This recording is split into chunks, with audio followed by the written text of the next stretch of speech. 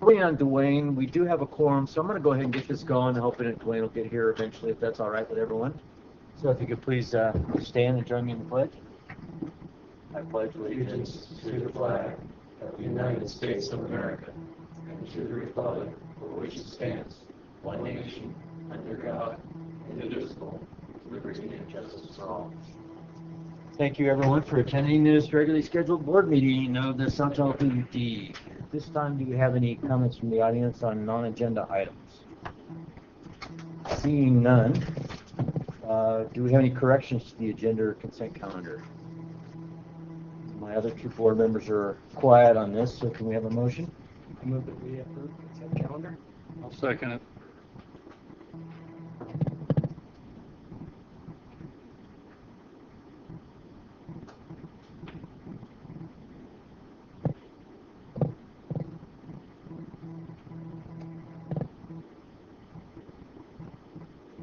And that passes 3-0. Thanks. Okay, what we're going to do on 6A is we're just going to push that back and see if Mr. Monteith shows up by the end of the meeting. If he doesn't, then we'll address it. Probably we'll move it after F. That's all right. Okay, how we doing on Chris? How we doing on our emergency action? Got a gentleman here to talk to you. Okay. Good afternoon. My name is Jeremy Rutherdale. I'm in the pumps department, and I'm currently the acting supervisor. I'm asking for a continuance of the action plan for the emergency action for the Tahoe sewer pump number 2. Due to the fact that the cable that they need to replace on the pump has been back ordered at this time, and it's been back ordered since January 2nd, and they expect it to be filled by March 5th. We're anticipating maybe 10-15 days once they receive the cable. Oh yeah. Did you ever figure out where they were shipping that part from that it took forever? It's coming from Sweden, probably. That's what Richard thought. Yeah. Everybody's watching the Olympics. Yeah, that's where the big flight pumps are made, yeah. Yes. Okay, well, thanks. I don't know, do you guys have any questions on this? Well, not so much on this, but the fact that we found over the last few months that pumps are not available. They're not on the shelf. And the cables now that's a similar type of issue? I mean, is it Yes. just... Seems to be the xylem issue, the manufacturer we have to deal with. That's, the flight manufacturer. Should we maybe be pre-ordering some of those things, have them on stock, or do we have enough? It's not typical item that we stock. It's typically when we do pump replacements, we typically see the cable to be good. This time, the seal had wore out in the pump, and what it was doing was overpressurizing the cable sheathing with sewage, and so it damaged the cable this way. It's the first time I've seen it since I've been at the department.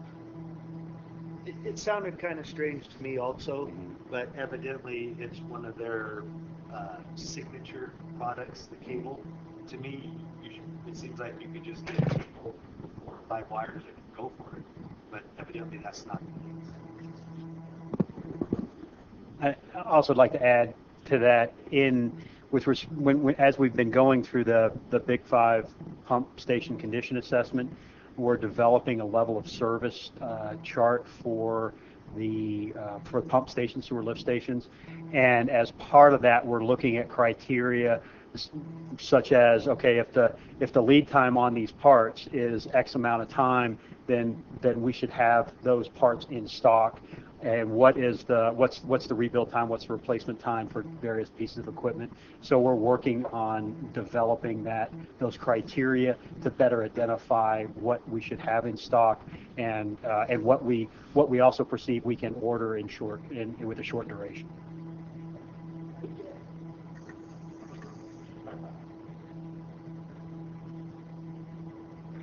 We're right here on B. Thank you. Any more questions? No, I think it's just what we have to do. We have to keep bringing this up every meeting until we can not bring it up. Yeah, we're not to that point yet. So we appreciate your time. Thank you. Take care. Thank you. Thank you. Would anybody like to make a motion? I'll move that we continue the emergency action to repair Tahoe sewer pump number 2 pursuant to resolution number 3075-17 until we get another cable. I'll second it.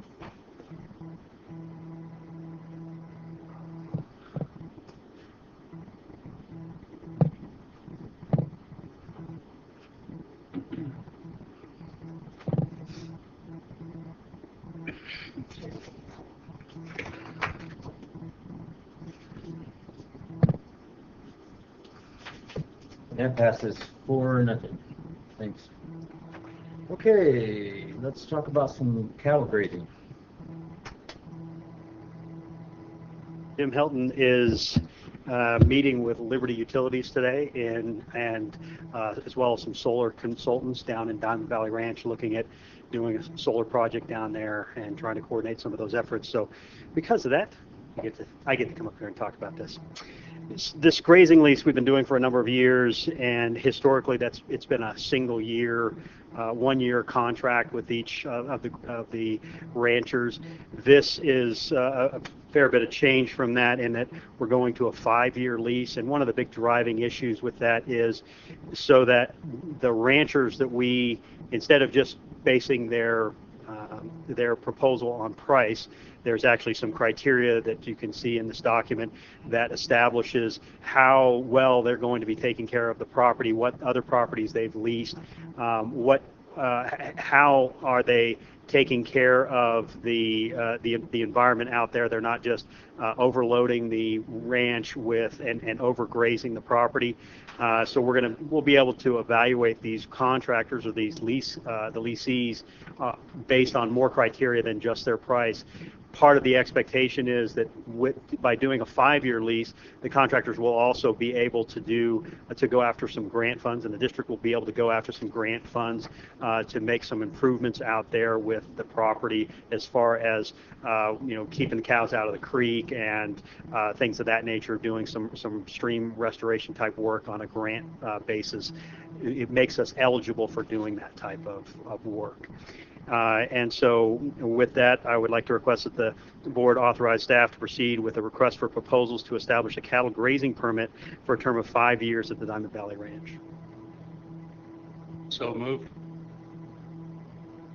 You expect the 5-year, because it's a longer, more stable contract, you'll be able to get a little bit more, or what do you think it'll be a little We less? actually believe so. Yes. Yeah. It just like anybody else, it allows that rancher to more stabilize what he's planning to do with those cattle. He can, whether he's buying, instead of buying cattle every year and then selling them because he doesn't have any property, he can plan for, okay, I'm going to put this number of cow and calf pairs out there, and then during the season when they can't graze on our property, they'll move them to some other location and they can transfer back and forth rather than having to guess at whatever they put on that property, that knowing that at the end of the lease they won't have access to it anymore. So we have some hopes, and we also have some hopes that we've been speaking with ranchers who do this leasing, and that's helped guide us into this process. I'll second it. I don't quite understand what you're telling us, but I trust you, so I'm going to go. Can you tell me what's not clear about it? I feel like I'm confused about more important things and on a higher level. Okay. That's what I'm confused at. Just 5 years. Do we get better money out of that? That's our expectation. The grants would be the better money, and the grants would come to us or jointly to us and the cattle grazers? It depends on how the grant is written. And who would write the grant? We would? Some of it may be us, some of it may be the rancher themselves. Because if they're seeing that there's an opportunity for them to improve the operations, they can get more production because they get better grass and they're able to put more cow and calf pairs, or their cow and calf pairs are fattening up faster or putting on more weight during that season. If they see that return on investment, they're willing to invest their time and effort into our property. Okay. All right. Okay, we have okay, it popped up. Good.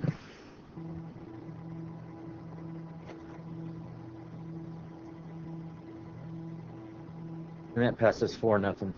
Thank you. Thank you, sir. Nancy?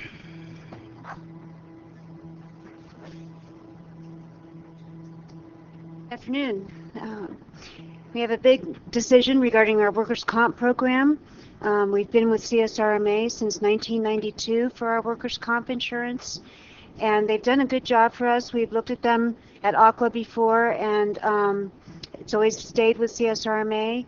But this year, we were able to realize a savings of almost $51,000 just on the premium. Part of that is a 12% economy of size discount. And part of it is the X-mod, which is a factor that's used based on our experience for the previous 3 claims years. Our X-mod with CSRMA is 1.08, so we're paying 8% more than the base premium for our workers' comp insurance, whereas AQUA has offered us an X-mod of 1.00, so we're paying basically base premium. At one point, we had an X-mod below 1%, 100%, and we always strive to get there, but we've had some large claims that have impacted that in the last couple of years. What I do want to talk about also is the retrospective allocation point and the retrospective premium adjustment. So this is something that both CSRMA and AQUA JPIA have, but they have slightly different systems. So with what they do is they collect a deposit premium based on our payroll, and then claims are paid, and every year they look at the amount of claims expenses that were paid out versus the amount of premium that was taken in, and then you're charged or credited and refunded the difference. Both of them do that, but with AQUA, they wait 4 years and get that total claims experience before they start giving you a credit or a debit. That goes into a stabilization fund with them rather than just a direct refund. So we'll be getting credit in the stabilization fund, and eventually we'll get refunds from that. So initially we won't be getting those for 4 years from AQUA. However, our experience with CSRMA will continue. So there's claims from late 90s, early 2000s, employees that are no longer here that we're still paying claims on, and we're not the only district. So they wait until the program year closes. All claims for that year for all members have to be closed before they stop analyzing the expenses versus the premiums. So we continue to get charged or credited every year. So does that make sense? So AQUA would pay us at the end of 4 years? At the end of 4 years. Who gets the interest on the money over the 4 years? I believe they do. It's in a stabilization fund. But remember that there's only going to be any refund if our claims experience is positive. I mean, if we have greater claims than the premiums allow for, then we would pay more. Curious, the 1.08 and the X-mod difference. Is it just the 2 different companies have different way they score things? They use different methodologies.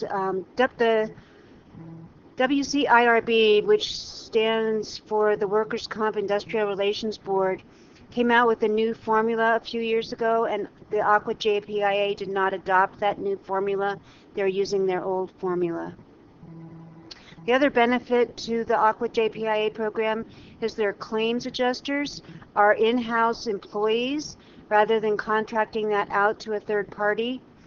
They have an average tenure of 15 years. Their caseload is lower than that of CSRMA, and they've had audits where they've had 0 errors, and they've been ranked number 1 in those claims audits over the last 10 years. So I know I've experienced every few years we get a new claims adjuster with our third-party administrator, and it's frustrating because they all have a different philosophy, and you kind of got to start all over and tell them about the claim, and so it is kind of frustrating. So to me, it sounds like a better product at a cheaper price. You can't go wrong with that. I'm really excited about it. I think it'll be good. They also have a huge list of training topics. We've recently been involved in a lot of safety training programs that have been significantly expensive. And we'll be able to get a lot of these either free or very low cost through Aqua JPIA, through their loss control specialist. Some of them will still need to contract out for specialized safety training, but Aqua has a huge repertoire of safety training topics. Right now, CSRMA contracts that out to their consultant, and he's been basically recommending things for best practices rather than what is required by OSHA. So it's a little bit of, you know, things that aren't necessarily needed, and he charges for them too. So we're excited for the training opportunities with the Aqua JPIA. I attend the JPIA meetings at the Aqua conferences, and I'm not an expert on this, but the people that they bring in to speak are fairly knowledgeable, and I've heard nothing but good things from the other agencies about these programs, so I think we're doing good. And we did have a problem with CSMRA, but you know.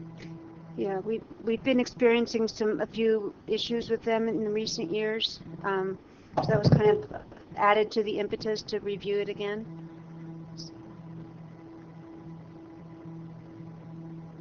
All right. How about a motion? If nobody else has any other questions or comments? Share your excitement.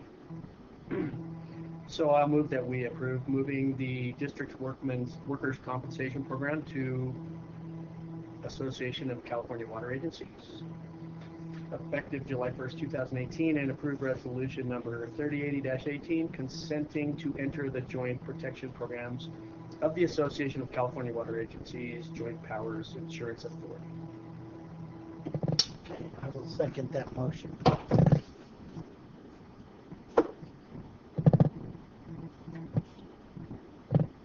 So we're kind of stuck there for 4 years at least, huh? 3 years actually is their requirement, but 4 is what we would realistically want to do. Okay, that passed 4-0. Thank you, Nancy. Thank you. Okay, Trevor. That's a good savings. Thank you. Shouldn't go unnoticed, that's for sure. Good afternoon, Trevor Coolidge, Associate Engineer. Here to request a large purchase of census water meters for our Marlet water line project and phase 4 of the water meter installation project this summer. We're down to about 36 or 3,700 meters remaining. Requesting purchase of 1,405 census meters, 1,605 radio read units from Western Nevada Supply. Western Nevada Supply is the sole supplier for our region. We've standardized on census water meters. We're working on the tower system, fine-tuning that to do the remote reads for our customers. And Census is the proprietary product that works with that system. So we're requesting to stay with Census and request authorization for an exception to the bidding procedures as outlined in the purchasing policy for sole source purchase of standardized supplies and authorized purchase of 1,405 census meters and 1,605 radio read units from Western Nevada Supply for $429,631.58. These are needed for the project this summer. We'll be working on the meter project through Sierra Tract, Black Bart, Cold Creek, and Sky Meadows. So that'll be the area for that. And then also Marlet water line to install a meter for Mr. Stanley. But welcome any questions. This isn't the first time you've been here with this subject, is it? So I think the board, I think all of us remember why we do this, and it's a good thing to do. So I'm happy with where we are, unless you guys want to discuss it further. Well, I actually heard Trevor read the motion, so I'm going to say so moved. Second.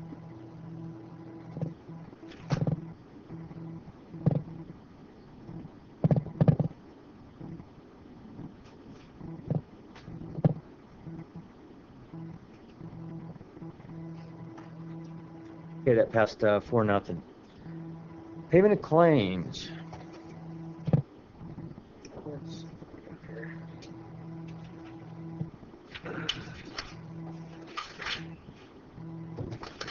I'll move approval of payment of claims in the amount of $2,024,349.46.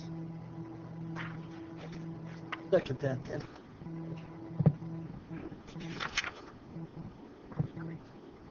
Okay, the hockey game is on.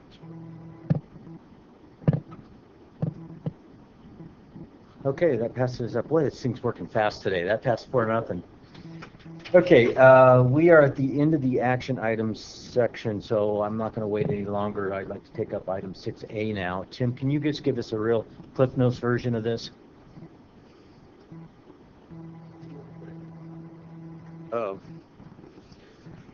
Mr. Monteith leases a house here in Tahoe, and he currently has 3 sewer units. The home that he lives in is a 2-bedroom, 1-bath, 1-kitchen home. He's asking for relief to not pay for 1 sewer unit, but according to our administrative code, any home that has more than 1 bedroom, you get billed for a minimum of 3 sewer units. So today we're asking the board to deny his request for relief of 1 sewer unit. So moved. Second. I just would like to point out I did my best to drag my feet as long as I could to give him an opportunity to show up, and evidently he had second thoughts on the validity of his claim. So Maybe. And that passed 4-0. All right, let's go here now and see where we are. Standing and ad hoc committee reports. A week ago, Friday, Dwayne and Richard and I met with Wendy David of the city.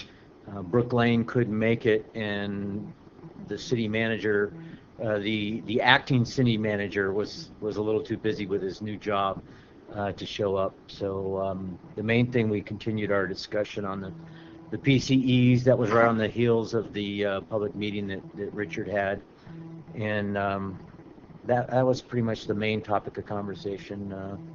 You have anything else, Dwayne? I do. Richard, you can go first if you want. Yeah, and at the end of the meeting, Wendy asked, for future meetings, who would we like to have from the staff of the city come to the meetings? But her view was that the acting chief Meston was probably going to be too busy to attend these ad hoc committee meetings, and so I suggested somebody like Ray Jarvis, since we have a lot of small projects and issues and going with the city, to come to the meeting, and we could coordinate with him, and a lot of our staff know Ray, and so that might be in the future, if they want other people, maybe if we're doing something with the city and we'd like some direct connection, maybe if we have some suggestions of anybody else that you'd want to meet with, like we're doing something, the finance director or something, let us know, and we can. It sounds like they were thinking maybe kind of a revolving door attendance by some senior staff at the city at this ad hoc committee meeting. So I'm guessing we'll see Ray for the next one. Might be worth at some point having a meeting on the trailer park and inviting their stormwater manager, I can't remember his name, Jason, asking Jason to come in. That might be we can have Chris come in and we can talk nuts and bolts. We did talk about that subject during the meeting also, and just express our appreciation of how their staff worked with our staff and got closer to solving that problem. You'll mention that one in the fountain shop driveway, a drainage issue, and how we're trying to brainstorming, trying to come up with a solution to the kind of minor flooding that occurs there every winter. I attended that the meeting with Wendy and Randy and Richard also, but I told them that I thought our staff, Shelley, everyone, Richard, and Jen Lukens did a great job, and the guy from the Keys, of presenting our case. But maybe it's just because I'm always out there with the Pope one way or another. Even today, in fact, the reason I was late is one of the teachers cornered me and said, what are we going to do for our students about this plume? We've had a lot of people get cancer at the school district. We think it's Now it's because of the plume. For some reason, they're just very suspicious of government, and the public, for the most part, took it wrong. Yet, you know, that mafia axiom I said, always pull a snake out of the hole with another man's hand. The city was trying to not have any one agency take the hit for anything, but collectively let Lahontan know, hey, you've got to get busy, right? But I think a lot of the public just didn't get our message. They came across that, gosh, they're letting us know that there's a toxic plume, and oh my God, it might be in me. I mean, there were people, one guy just kept saying, well, what if I shower? Is it going to get in my skin? And is it in the air? And it just didn't, maybe it's just me, but like I said, I was a little bit late. This teacher grabbed me. I was substituting. And so, Jim, did you get that feeling at all? It's not just you. I've had a few people ask me that weren't at that meeting. You know, they saw that little map with where the plume was, and they lived within that map area, the area that was defined, and thought, well, geez, does that mean I'm getting PCE? And I explained how our system works, and it, you know, and I do that in several cases, and I think we get. I think they made a pretty good point there at that meeting, but that was just for the people who were there. I think we need to get out and make the point, you know, more, and even out of the area. Remember during the MTBE issue, you had people calling at the chamber wanting to know, should I bring bottled water up? Oh, yes. And I remember that now. Yeah. Same thing could happen. So I think we need to really get that out there. It wasn't just one or two people. A lot of people Oh, yeah. called from the Bay Area and said, can I buy bottled water up there? Should I bring bottled water? Because I understand your water's no good. And I can't tell you how many times Richard, in fact, from the very beginning, Shelley, from the very beginning, Jen Lukens, and I'm sorry, I can't remember the guy's name from the Keys. Every single person, including Lahontan, said the water you're drinking is safe. But I was also concerned because none of the bigwigs from Lahontan were there. I did talk to some of their past employees, their past director, and from the lady from Kennedy Jinks, is it? And they said, well, we're going to come up with maybe some new ways to do it. I said, well, you better get busy. I said, because we're going to have to point the finger here. It's been a long time. So I don't know how we dig ourselves out of this hole. I don't think it's irreparable damage, but it certainly wasn't good for us. And Richard, it's no fault of yours. You were clear as day, and everyone was clear as day. They just didn't trust it. Well, I think we need to just continue making the message, and like I think all of you got Dave Jenkins' letter. I think Shelley's already drafted a response, and we circled around the office. We're planning on putting a response out to David's letter with a very specific bullet point in there saying that Lahontan is responsible for the cleanup. Assuring we aren't diluting this problem away. Yes, and so it's going to take a matter of repeating the message over and over again, and you know, and at the next public meeting in June that we have, again, we're going to be starting with the same messages and making sure. And I told you about the card we got with the question on it. After the meeting was over, somebody walked up and handed the card in. Very simply, it said, 2018, 1989 written below it with a line drawn, 28 years, one subtracted the other, question mark. We start off, at the next meeting, handing that card to Scott Ferguson, if he's the senior Lahontan person, saying, this card is for you to address. We didn't even have that card. It would have been a perfect card to hand. And obviously that was when we talked to the city ad-hoc committee meeting. That was what we thought that the city was going to present. I mean, they kind of said that they were going to plant some questions. Yeah, or they were at least going to ask questions themselves. And they sat in the audience, and they should have at least been up on the podium with you. I think. Well, yeah, we're all in it together. Well, we're in it together, but they weren't the lead speaker. And then if somebody's going to be up on the podium, probably maybe it should be Jason Burke, because he is on the TAC, the Technical Advisory Committee, overseeing that grant. Yeah, I wish it wasn't the way it came out. But yeah, but anyway, back to your point, I think it just takes the consistent drumbeat of getting that message out, making it clear. We don't want to be seen, in my opinion, we don't want to be seen by Lahan as like setting them up and throwing rocks, because we've been there, we've done that, we've suffered the consequences of that. Now, we could do That's a why- little bit of it, because Yeah. that's what we told them we'd do, but, Yeah. but I think we're taking a big hit ourselves. I'm wondering if we should do it. I mean, maybe we start out with, I don't know, maybe Just saying the some facts like. testing against bottled water and saying, hey, STPD beats bottled water, or something like that, and start. Well, that could be part of the message, is if you think, and I think that's been part of our message before, where we're, drink Tahoe tap, the kind of phrase. If you think you're improving your water quality by drinking bottled water undergoes a lot less rigorous testing, a lot less rigorous requirements than any tap water. So if you necessarily think you're getting better water by drinking out of bottles, think again. But once again, I'm not criticizing you or Shelley or anybody. I just think that people were surprisingly suspicious, and we just couldn't turn it. Well, we do have a series of these meetings, and that was just the first one. Yeah. And as each one goes on, more and more information's out there. People tend to hear what they want to hear instead of what they actually did hear. And so there's not a lot we can do about that except for keep hammering away at the point. So Dave Jenkins' letter was on a little mini Facebook, I'll call it a mini Facebook account that's called a neighborhood page. And I believe it or not, I thought it was actually for the north of Truckee area where I live, and so I'm on it. And I think Paul's just got jumped on it. Anyway, we're going to put our response to Dave Jenkins' letter. Since he put his whole letter on that site, we're going to put our response to it on that site. He sees the world. Yeah. So I think everybody who read his letter will have an opportunity to see some specific responses, at least from the utility district, to his letter.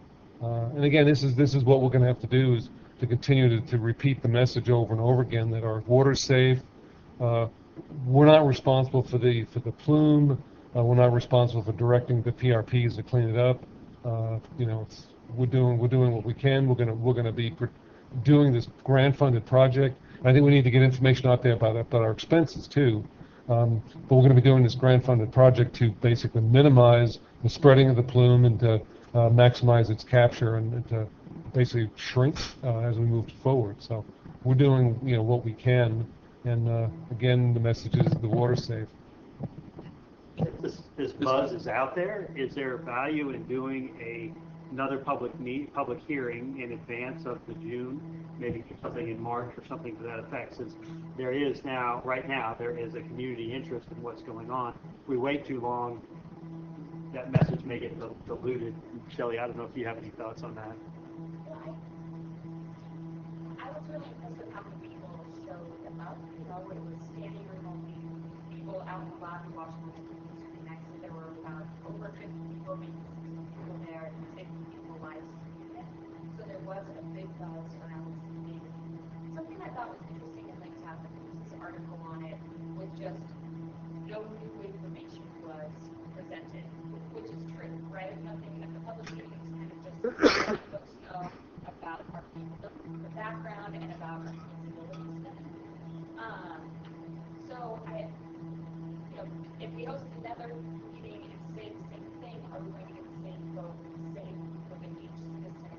I'd love to share the information around when we have it. We're installing that drill well rig at Eloise and Fifth Street very soon, so that would give more information about what we found in the monitor.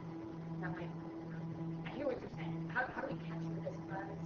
But I also want to make sure that we have this group of engaged folks, if they come again and hear the same thing, have the their interest. So I guess my thought would actually be to have the public meeting be more about their concerns, and then have it really focused on them and perhaps other people who weren't at the meeting, issuing their concerns that now that this buzz is out there, let us hear what you've got to say and we'll respond to it. We're not necessarily presenting new information, but creating a forum for people to engage in that way. But I hear what you're saying. We don't want to be saying the same message over and over again, invite people to wear them out. Not just saying the same message, but in the same group of concerned citizens coming, I want to respect their time and share something. Sure.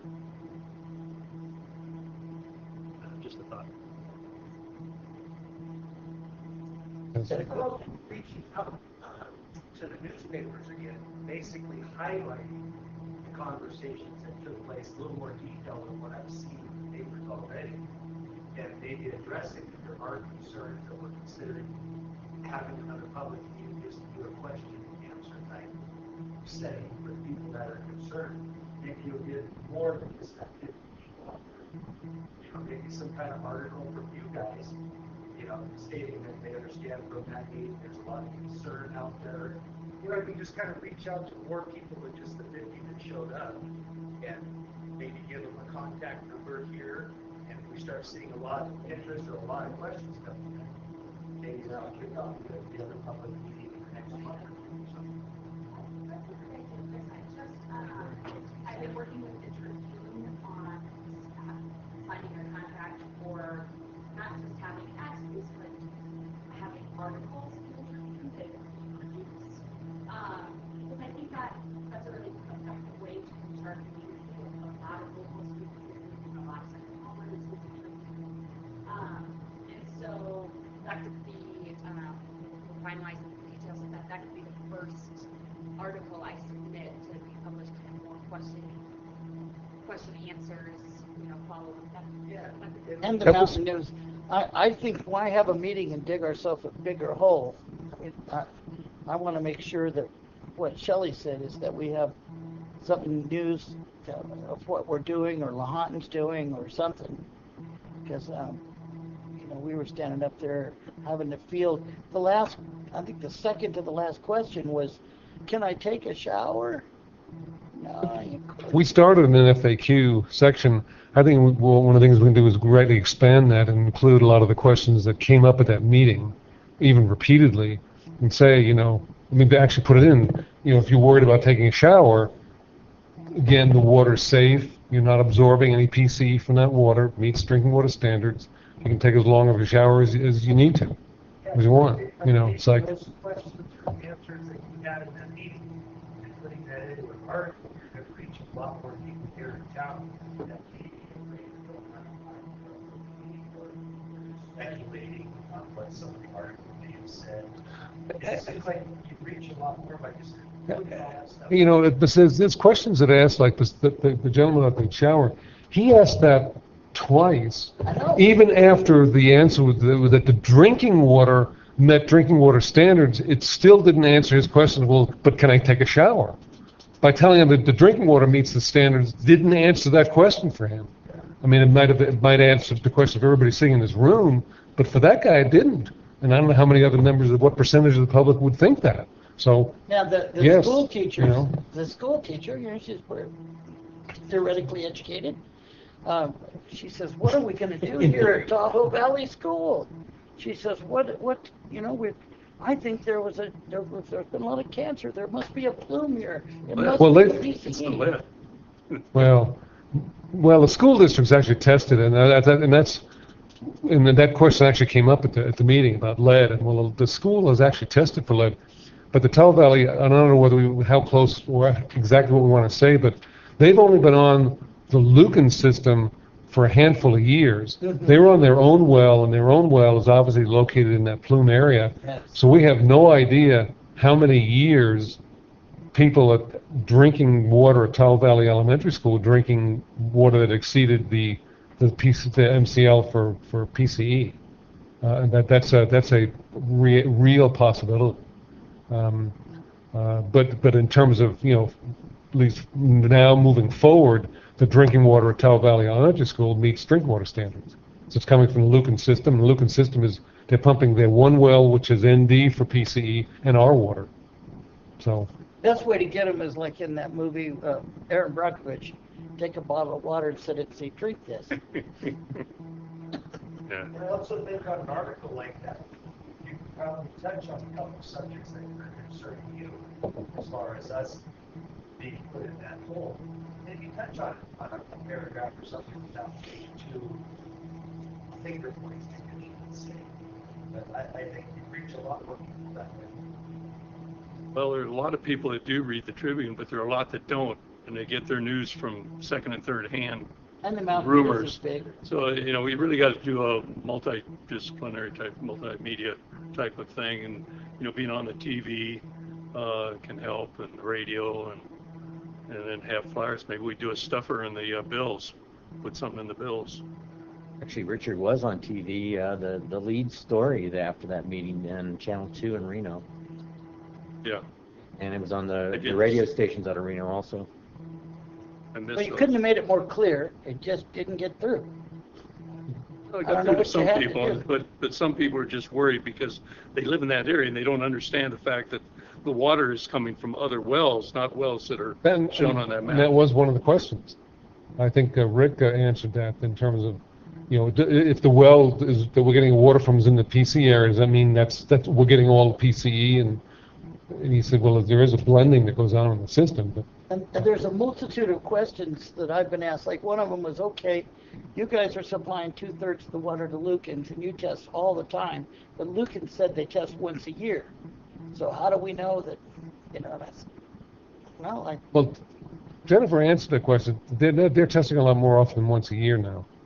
I mean, way back before the PCE hit all their wells, they were testing once a year. But now, you know, I don't know what schedule off the top of my head that she's testing their well number I one. thought I heard once a year myself. You know, she did say once a year. I'm only relatively educated myself. Yeah, she did say once a year before wells 3 and 5 went down that they were testing, and that was to the question that, yeah, there was a window there that in all probability the Lukens customers were drinking water could very well have exceeded the MCL, but that's, you know, the MCL is based on, you know, decades of exposure. So if you're exposed for a few months, the chances of causing cancer is probably pretty low. I mean, but that was a question. I've made my point, and I Yeah. don't know the answer, except I agree with Shelley. Some, not only proactive beforehand, but some new news as to what's being done. And we need to, if we invite LaHontan and the others, we say, we need to be proactive about what is being done to solve this problem. Those are questions that we want to have answered at this. If we have them. Well, one of the things that, and it is still reliant on LaHontan, but the PRP's response to LaHontan's determination that their proposed work plan was inadequate, their response is due, I think, March 15th. I think that's correct. But So by March 15th, and LaHontan has been pretty good about sharing the PRP's responses to their letters, so we should have something in hand from the PRP's in terms of, you know, in any enhanced testing, delineation of the plume. They keep saying there's, you know, we got to do more studies, and they keep putting things off. I know of several other instances that they're doing that. It's just the way things are over there. I don't know. I think it's a lack of leadership, but I'm not sure at what level that's missing. You're talking about LaHontan. LaHontan, yeah. Sort of the rumor the scoop behind the news, or the rumors behind the news, is that the delays are coming right from the top. Well, there's some other people in there that don't always do their job. You don't need to put that in the notes. We need an 18-second gap. Yeah, you know, how do you do that? The racing the The Rosemary field? stretch, they call Yeah. it. Better talk to IT.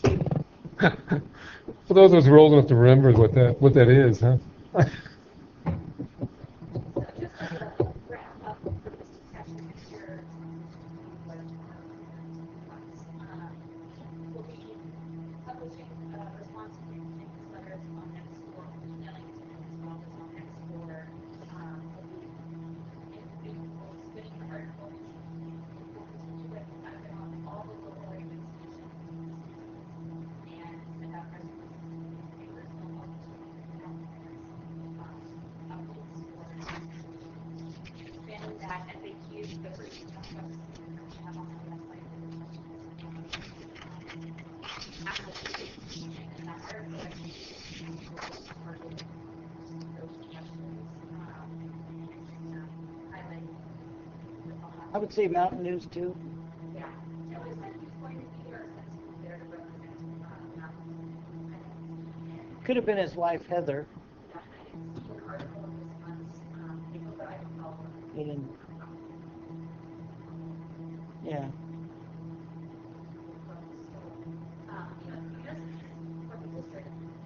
We don't have any wells that we have one well that exists there with the filtration system on it and one not. And so none of our water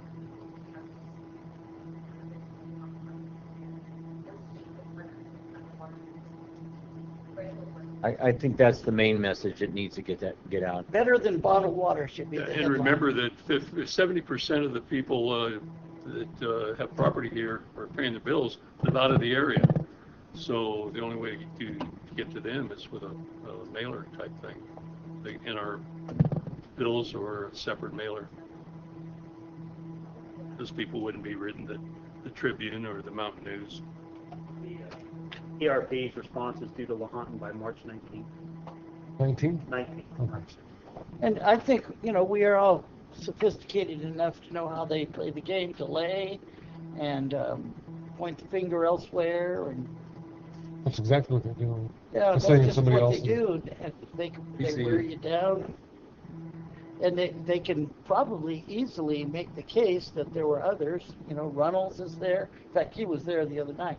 Yeah. And there were paint shops, there were automobile deals, there's body shops, there's PG&E, Well, we just everybody over in there. because I know Evo had read most of those reports that when they were done. He sent in. I know he sent in comments to Lahan thinking that they closed a couple of those other site investigations down too early before he felt that there was an adequate, thorough investigation of those sites. So the fact that there probably is other sources of PCE out there contributing to the plume, but that's not legally, that's not an excuse from the current PRP to get out from under doing what Lahan's telling them to do. But it's their excuse, and they're free to go do their investigation around the area and try to demonstrate to Lahan's benefit that there are other sources of PCE. They can do that. And they've said they're going to do that. But And one answer we might give is what typically is how people clean it up.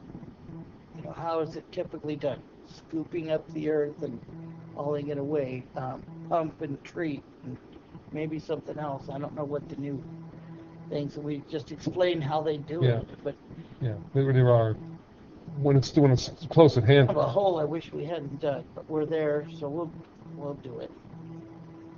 We didn't know it was going to turn out that way. Well, Shelley, the problem's been there for a very long time. And ultimately, the short-term solution may involve the district's water system, already does probably. So it's a region-wide problem. There's no need to escalate it into anything more than it is because it's been here forever. It's not going away. So there's a long-term solution, which is how do we clean it up? The short-term solution is how do people get clean water? Well, they already have clean water, so they don't have to worry about that. And Spent a long time talking about something that yeah. really has been around forever. And those of the districts should remember that when this first came out in 1989, they set the MCL, the order went out for all the public water systems to test their wells. We had a bunch of small wells in the Y area. A bunch of them came up with hits above the MCL on PCE. We shut those wells down. We built the stripping tower, and we basically connected all the wells to the stripping tower and used the stripping tower for a few years in the 90s. Yeah. And then MTBE hit the same area. The MTB plume was in the South Y, and when you added the MTB to the stripping tower, it didn't work because there was still MTB in the air, and we were adding MTB to the water, running it through the stripping tower. So we just closed down the stripping tower. It's never run since. And we solved our problem. We had the oil companies pay for the solution to the problem. We just moved our water production away from the South Y and got the oil companies to pay for it. So that's why and then when that happened to us, we said, okay, we're whole now, paid for by the oil companies. We can just forget about the PC and let Lahan clean it up. And it's like, they didn't. And the plume extended off into first the Lukens and now Tauke's service area. So that has taken decades, and kind of now we're back with as the Groundwater Sustainability Agency in the Tahoe Basin. We're taking the lead on helping our small fellow neighbors basically solve their big problems. And it's a long-term problem. And it's a long-term problem. The near-term threat to us is if the Keys water service, if their wells exceed the MCLs, if they're not able to provide water, they're going to come to us, and we don't have necessarily the water supply to meet their demand and the Lucan's demand And our demand, and yeah. our demands In the summertime, without turning yeah. on supplemental wells necessarily. We probably can, but more than likely in the summer we're going to have to turn on supplemental wells, or we're going to have to. They're going to have to do restrictions on what water they can use. So that's the real issue is It's this near-term water how do you supply. It's meet really the gonna- capacity requirements Right. until somebody figures out a way, because it's not a finger-pointing thing, it's a region-wide thing. Right. At the end of the day, And that's people still need to turn on their showers and flush their toilets. And that was one of the answers when I was interviewed on Channel 2 News. I said, yeah, everything was great. We're supplying Lucan's, but it's our backup supply. And I says, and if things continue, and all of a sudden we have some kind of a mechanical problem or anything other issue happens with our wells, our backup supply is being used to provide our neighbors water. That's a potential long-range issue for us. So in the short term, you would want to find some sort of funding method to create more water for those people that will not, maybe not Take have the any. wells outside of plume. More add treatment to the wells in the plume and treat that water. And I think that's what the feasibility study is. That's part of what it's looking at. I'm still for getting into the lake, doing something with Lakeside. But we'll see. Okay, sorry to take you so long, it That's bothered me. Okay, It's a big, so that was big important issue. yeah. Well, one standing committee report down. Any others? Well, it takes care of the first item I had listed under my reports. Oh, okay. I wanted to talk for about that. So. So, if we don't have any other standing in ad hoc committee. Oh, I got a long. Oh, you got a long one? No. Okay. You all should have gotten a copy of the operations committee. Yeah, It was we- on Monday. We also get an email. On the third page, there's this item about the sewer collection system assessment. And I think if you don't read anything else, if you read that, it'll give you an idea of what we're looking at to assess the sewer lines. So. Okay, any board member reports? And Kelly's not here. Anything going on at the? The two of us went down to the water agency meeting, and it was a little bit longer than normal. They had two big presentations. One was on their stormwater, from their stormwater planning group. Stantec was a consultant. They developed a West Slope stormwater plan, including all the agencies, EID, the county, the city of Placerville, all Caltrans, and basically kind of master planning kind of lists of projects that actually would be inputted into their integrated regional water management plan for pursuing grant funds. So we listened to a large, and the Tahoe Basin already has that, basically. So they were really kind of catching up to where the Tahoe Basin already is. Then we heard a presentation on the Pine Hill Conservation District and what they're doing. There's a bunch of parcels down in the west end of El Dorado County that they take care of. There's about actually five endangered plant species that are all in El Dorado County that have been designated, endangered by, the federal and state government. So we heard a discussion about them, and then probably in relation to us, one of the items was Ken wanted them to consider sending two of their board members to the Aqua legislative days in March, and register, and so they were going to talk about who might go and talk about those. I know Dale Coco's the EID director, has been all over the permanent water conservation regs and writing newspaper articles and editorials and stuff. So he was happy to hear that. Anyway, that's. Oh, and I did find out, because I asked Ken afterwards, that our submittal for substituting the PRV project is fine with them. So that was a good. And he apologized for not responding to the letter we sent a couple weeks ago.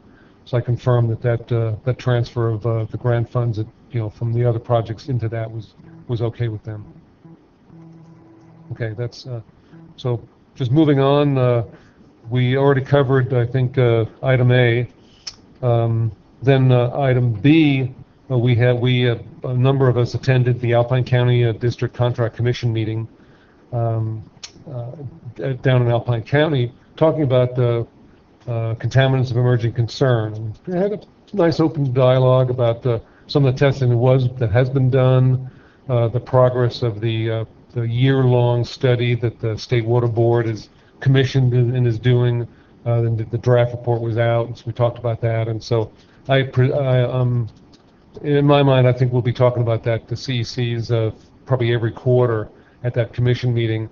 And eventually they're going to, I think they've indicated they're going to hire a laboratory to do some level of these emerging concern contaminant monitoring. They want to know, I think they have that monitoring money that we give them, $15,000 every year. They've got that about $60,000 in an account. They're going to utilize that and do some level of monitoring, and I think it behooves us to coordinate with them, talk about it, read and kind of understand what the state report is, and kind of follow some of the recommendations that are in there in terms of there's some indicator contaminants that the state's focusing on. I think we should work as kind of a team to agree on where the best places are to monitor those, to get a picture of the overall conclusion from the state report. I understand is that the draft conclusion is that the current monitoring for water reuse projects is very adequate and very protective of public health. Again, just like here, you have a few people down in Alpine County who are concerned, and so they want to. I think the board, the commission meeting in the Alpine County Board of Supervisors, I think they want to provide their customers with some additional information on that topic. That's my area that I'm supposed to be responsible for, but I don't remember getting an email telling me to go, so I might have just missed it. But I did have one question about our power generation for Over the Hill. How much is it on average that it costs us per month to pump the effluent over the hill? So it's approaching $1 million a year, so if you divide that by 12. What's that? 100,000? No, it's a little less than 100,000. Yeah, it's about 900 a year. 900,000 a year? Okay. That's it, just the power cost. That's not. That was one reply I gave to one of the county commissioners over there one time. I said, we're paying a lot of money a month just to get it over there. So we don't have a lot of money extra to give to them. Okay, thank you. We'll put you on the list. In fact, I think we've got a date. We'll let you know what there's already a date set up for the next contract commission meeting. Yeah, I'd like to. And we'll put it on your schedule. It's usually at about 1:30 in the afternoon, so we head down. Yeah. We'll see.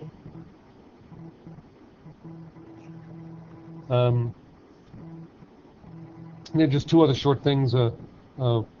We did attend Paul and I did attend the next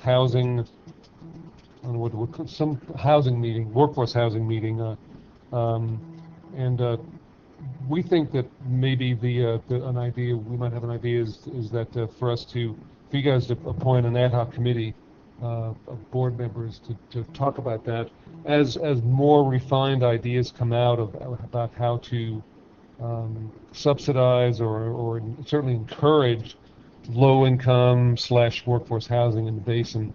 Everybody's sitting around the table, TRPA and the county and the city and the CTC and all these folks, and so we're there, kind of talking about our what we've done so far with the sewer connection fees and what we're considering doing and bringing back the transfer ordinance. And we actually have Tim running down how many of those excess units are really out there. The city we know the city and the CTC have some. But as ideas unfold from that group, it might be nice to have a committee. Do you think it'd be a good idea to have a committee that would attend those meetings? You might consider that. We can talk about. There's right now. I don't believe there's been a date set for the next one. They seem to be fairly irregularly, timed. But you might. And each one we've gone to so far has actually been planned and designed by different people. Yeah. Yeah, there was an umbrella group that was under Sue Novacell for a while, and then the Prosperity Center is working on it, and then, I don't know, this one was organized by a realtor in town, and it's like, it seems like the real estate group has a committee that's kind of looking at it and talking about it, and it's it's something that actually one of the ideas that was talked about there is the area needs a workforce housing coordinator, and Wendy David was at the meeting, and she said, well, it sounds like that person should probably work for the city, but we don't have the funds, so maybe this group could work on writing a grant if that housing, one of the propositions that I think it's coming up this year, passes, there'd be an opportunity to apply for some grant funds to pay for a housing coordinator. I thought that Nancy Carey had originally started in that position. I could have sworn that. Something like that. She was in the redevelopment. She was in the redevelopment department. Yeah, okay. As some sort of administrative position, not the redevelopment manager, but that's the first time where I met her. We were going over for a meeting, and Yeah, and there was a housing. I think it was like years public ago. relations related, Hmm. something like that. Yeah. I think Dave Jenkins hired her. The issue has been so long. It was actually the issue that I got involved with the utility district. I was on a community commission regarding affordable housing and sewer units, and I met with Mr. Kofer and got interested in the district years ago in the 80s. And just the final thing is, Carl Hasty was also at the meeting. He showed up late, but the Tahoe Transportation District, and they're part of the group because part of the Loop Road is potentially this low-income housing element, and so that's why he's there, talking about it. And he did inform the group that because of our concerns, that when that final EIR is going to be issued, he says the final EIR is going to be coming out in the beginning of May. Because remember, you've asked a couple times, hey, what have they said about our letter and the position about paying for the moving of the utilities, and that was a comment we made on the draft environmental impact report. The final has to list all those questions and provide answers to them. So beginning of May it's going to be coming out for the draft final. It's becoming up for. Tom Davis told me that when that comes out, he's going to go before the council and ask them to. Well, he's on the council, but he's going to ask that they allow the public to vote on the final decided upon alternative. So we'll see if that happens. Carl did say that I think that the Tahoe Transportation District's recommended alternative still looks like it's not going to change. No. He did say that about it done what the deal final originally? what the final EIR is going to say. That's still the recommended alternative. Okay. All right. Well, good. So I guess that moves us to Chris. You have something for us, right?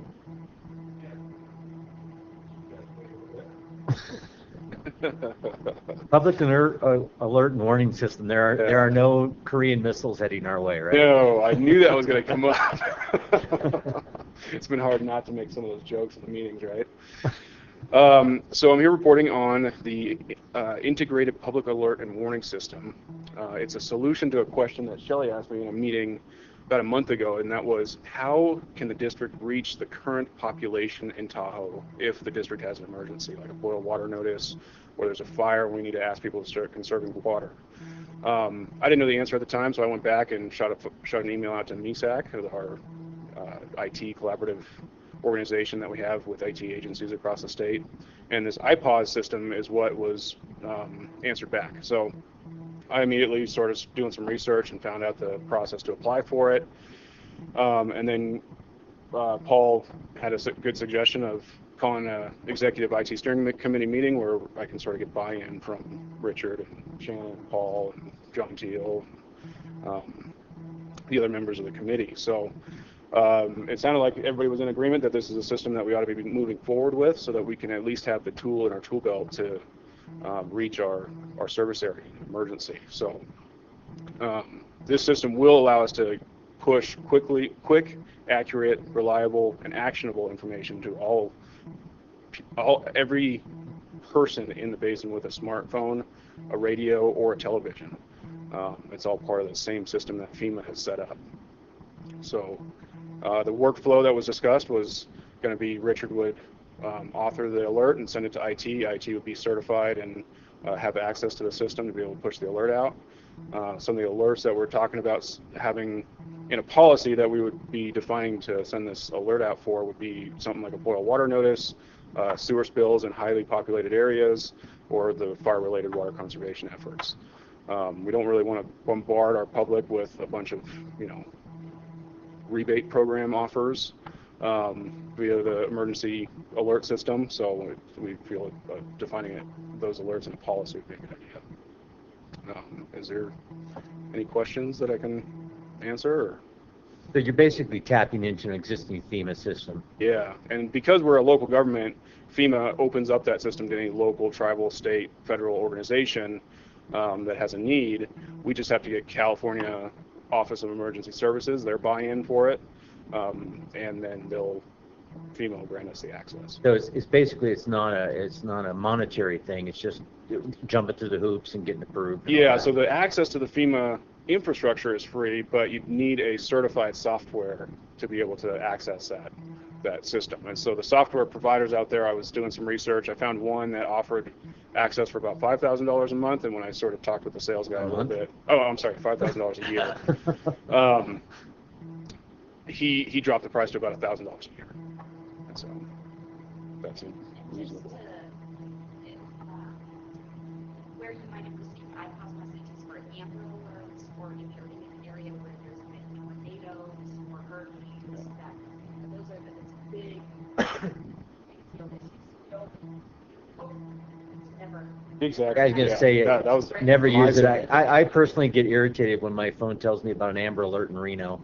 I don't know why. I just do. So. Yeah. Don't hire the guy from Hawaii. Yeah, but on the system, we can actually sort of circle the area. So if it's like we can the Sierra track that's out of water. Oh, so you can draw your own boundaries in. So then every device in the Sierra track. So we aren't pinging people in Reno. Exactly. Yeah. We can break it up into certain pressure zones or certain neighborhoods. Cool. Yeah. Some city ought to be doing, or on a regional basis. Right. Problems, with the power outages. Yeah, I did reach out to them before signing a contract with our software provider to see if we can just have access to the system based on how infrequently we are expecting to use this, but I didn't get any response back. So. Can't count on the radio stations here because... Maybe, why don't you put a note in for our next meeting, Richard, to see if they've looked into that.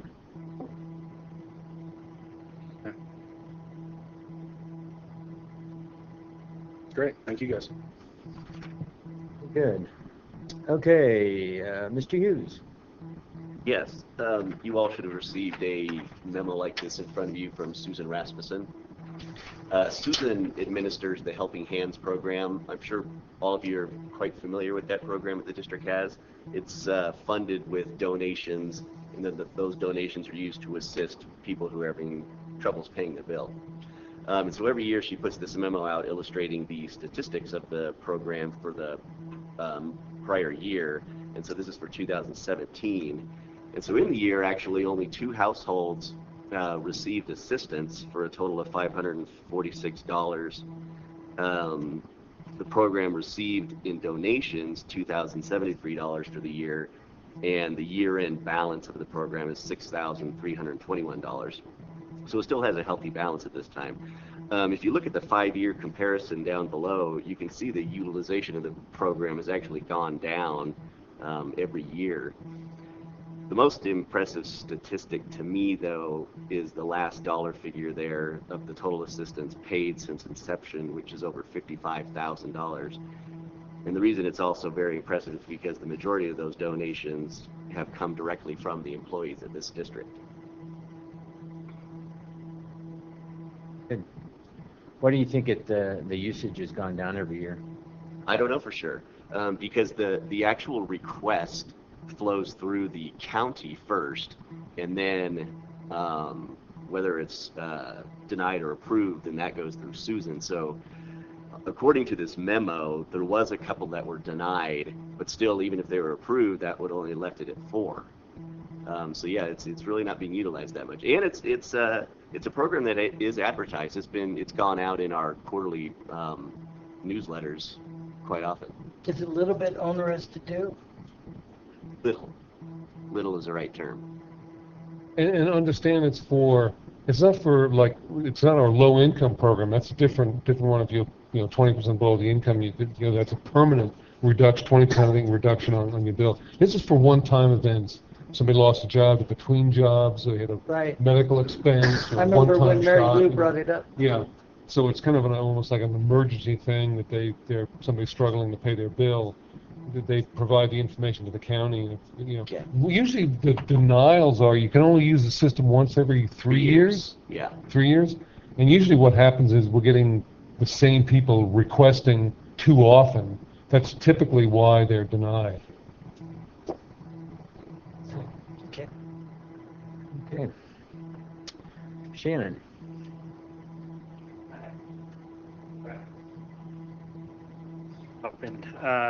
Got 2 items here, and I'll add a little third one very quickly. First is the Al Tahoe Pump Station sewer pipe lining project. If you recall, during the lining of the manhole at Al Tahoe, where we had the emergency action item, while we were investigating that, we were TVing the lines feeding into that manhole, and we identified a leak on the pipe coming from the wet well into this manhole, the old wet well into this manhole. And that leak, we had ProPipe come up and align that pipe so that we could make sure that pipe was structurally sound. We still do have a bit of a pinhole leak that is coming into that pipe and is getting around the liner, but the structural issue has been addressed, and so we're confident that is structurally sound.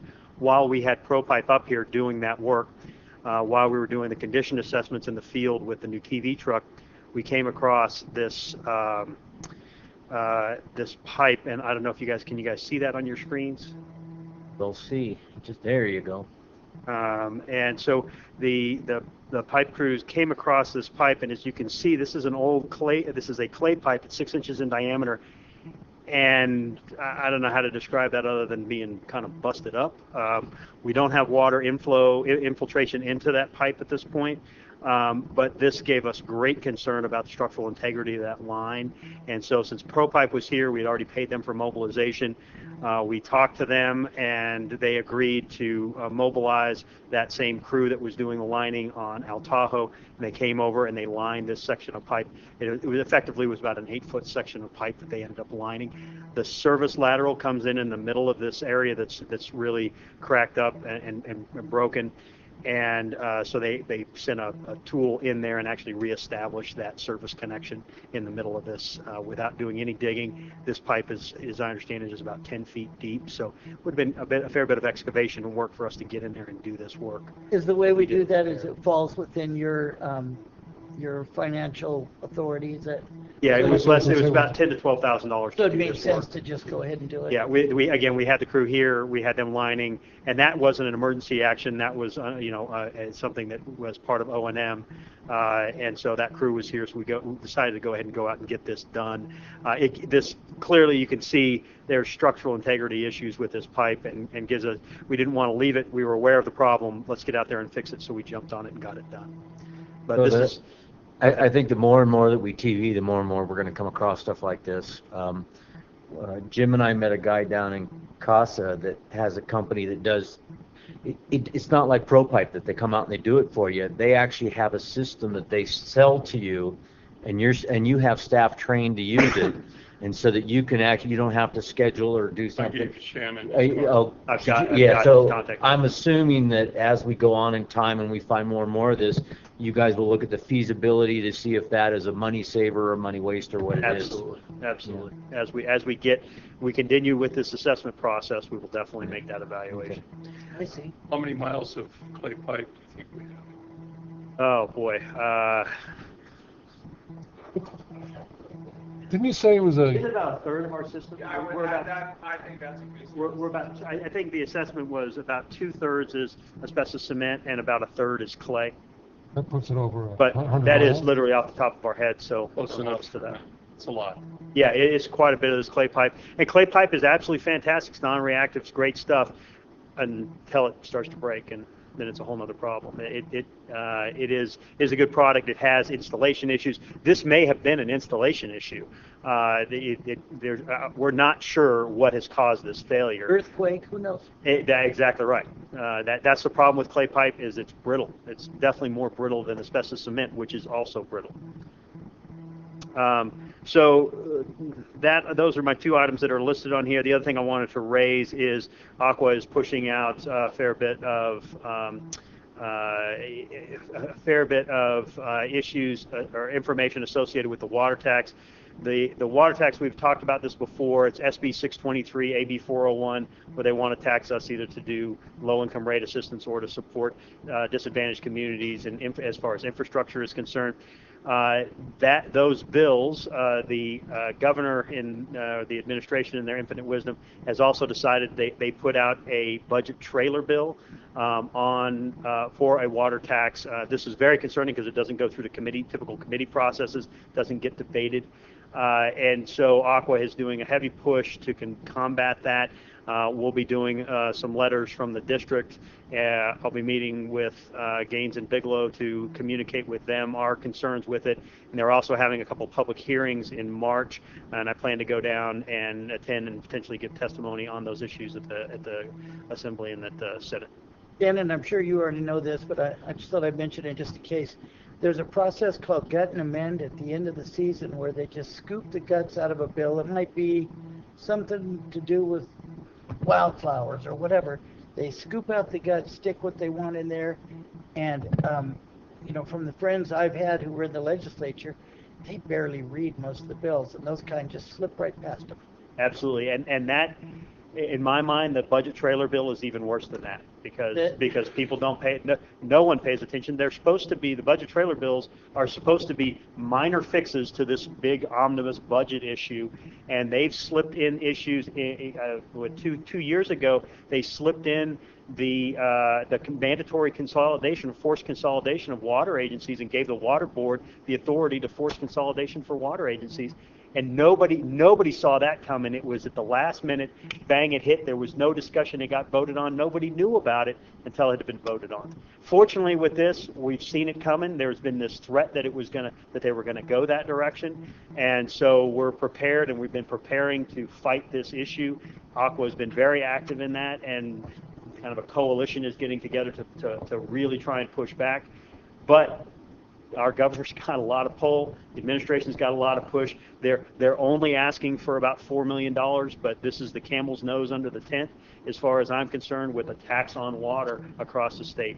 We're going to fight as aggressively as we can. Again, we're going to try and engage as much as possible, but it's one of those things that it's going to be difficult. This is a difficult issue to stop them from doing. We are pushing working with our Tahoe Alliance lobbyists. They asked the question the other day of, well, if this gets passed, what do you want to see in it? We're going to fight it as much as we can, but if it gets passed, what do you want to see? Our issues were, we want to make sure that if there's money available, that we actually have an opportunity to come to the table and talk, and so that there's not a restriction on how big our community is, so how many poor people we have. We don't want to be excluded from being able to access these funds because we're too big and have too many poor people. The other issue is we don't want to have this Cal Enviro screen, which is what they use on the cap and trade bill. The cap and trade funds, we can't get access to cap and trade funds because our environment is too clean, even though we're a disadvantaged community. So we want to make sure that those kind of exclusions are not included in this funding mechanism. And so if it does pass, we want to make sure we can at least get up to the table and try and get some money back. And one amendment that we used that worked really well, it stopped us from getting the property tax transfers, is the language was in districts over 6,000 feet in elevation, they are exempted. And you get one of your guys to throw that into the bill as an amendment, and people go, well, I don't have anybody in over 6,000 feet. Right. And we get exempted. It's good. Definitely The keep that in state our is pocket. Lake Arrowhead, isn't it? Yeah, I think maybe Lake Arrowhead, but it worked for us big time. Great. That's all I've got. I $10. don't know how to shut this down. There we go. Somebody cut you off anyway. We're Oh, back good. to that. Yeah. Thank you. Okay. What a game. Before we moved on, is there anybody I'm missing? Anybody other reports or staff, attorney, anything? Gary gets to get his chance in closed session. So you could see notice of past and future meetings, and right now we're going to move out of open session into closed session and take care of a little business. I have a question for you two pilots. Oh, okay. Yeah. Coming out of closed session 14.